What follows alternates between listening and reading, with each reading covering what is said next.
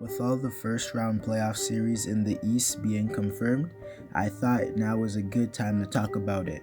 In this video, I'll be discussing all the first round playoff series in the Eastern Conference and deciding who I think will win and why. Please like the video to show support, subscribe to keep up with my uploads, and comment to start a conversation, and play that intro.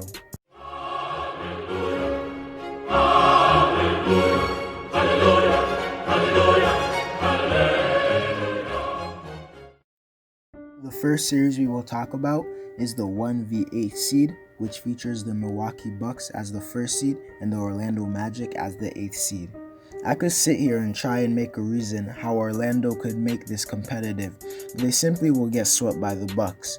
Orlando's best scorer is Nikola Vucevic, who is a good paint scorer, but sadly for him, he will be guarded by a top 5 defensive center in Brook Lopez. Orlando lacks any great perimeter scorers, and even though I believe Evan Fournier is underrated, the Bucks have a plethora of defenders to guard him, from Chris Middleton, George Hill, Dante DiVincenzo, and Wesley Matthews. Although in last year's playoffs, the Magic won Game 1 in the first round against the second-seeded Toronto Raptors off the back of DJ Augustin, that will not happen to the Bucks because they have Eric Bledsoe to guard him.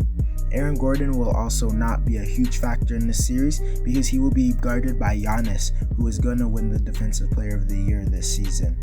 On the other end of the court, Orlando will not be able to guard the Bucks because there is no one who can guard Giannis, and Giannis is way too big for Aaron Gordon or Wesley Iwundu to stop.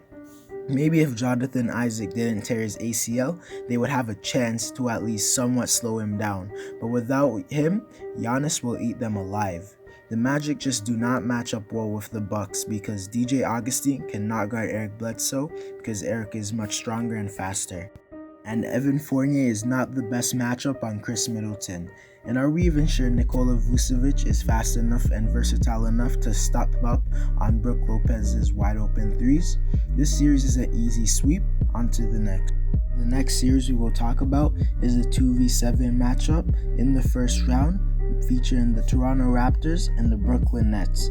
I also believe this series will be a sweep, simply because many of the Brooklyn Nets players are not going to play, such as Kyrie Irving, Spencer Dinwiddie, and DeAndre Jordan. I believe even if the Brooklyn Nets were fully healthy without KD, the series will go no further than 6 games. Brooklyn's current roster consists of Caris LeVert, Joe Harris, Jarrett Allen, and the rest of the roster consists of players that are fighting for their next contract. This team simply lacks the talent to beat such a great team in Toronto. On offense, they would be going against one of the best defenses in the NBA. Brooklyn's only go-to shot creator is Caris LeVert, and the Raptors could just put OG Anunoby or Norman Powell on him. Joe Harris will also be a huge source of offense for the Nets, and the Raptors can put Fred VanVleet on him because just last season in the NBA Finals, VanVleet guarded Steph Curry, one of the best off-ball players ever, and did as good of a job that you can, so I assume he can handle Joe Harris, who is a very good off-ball player, but he's not no Steph Curry. I also wouldn't expect Jarrett Allen to go crazy because he will be dealing with 2 great defensive centers in Serge Ibaka and Marc Gasol. No one else on this team is a consistent source of offense. Although many players have played well in the bubble for them, I don't believe those players can translate it to the playoffs. On defense, Brooklyn does not look to have a single above average defender.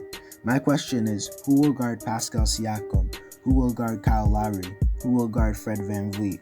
Even when Brooklyn was 100% healthy, they didn't have a player who could lock down anyone on the Raptors.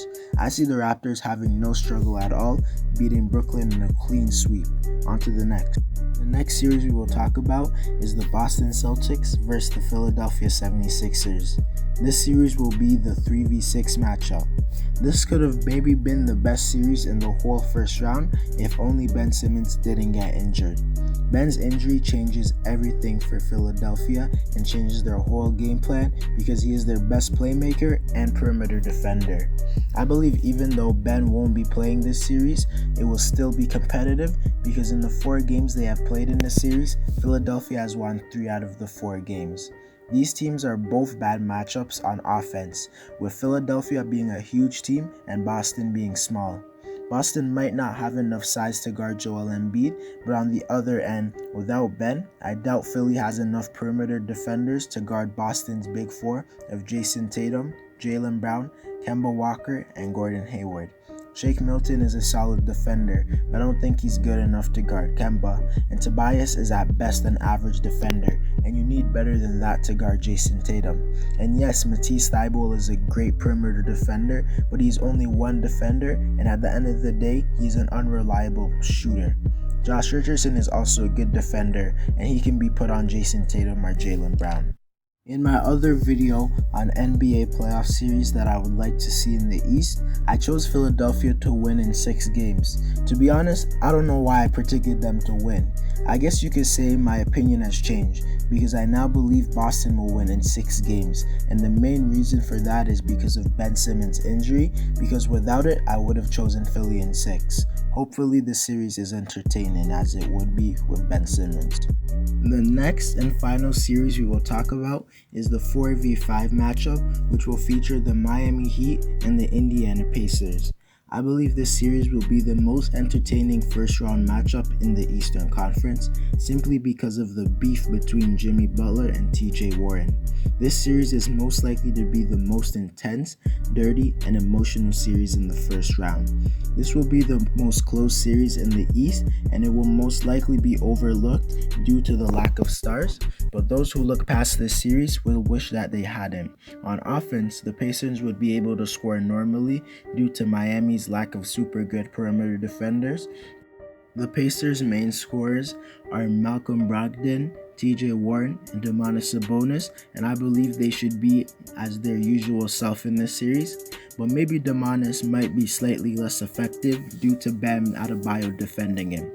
But the player who can put the Pacers over the top in this series is Victor Oladipo, who hasn't been good since returning from his injury, but if he can muster up some of his old self and be good, or at least okay, it will increase Indiana's chance of winning drastically.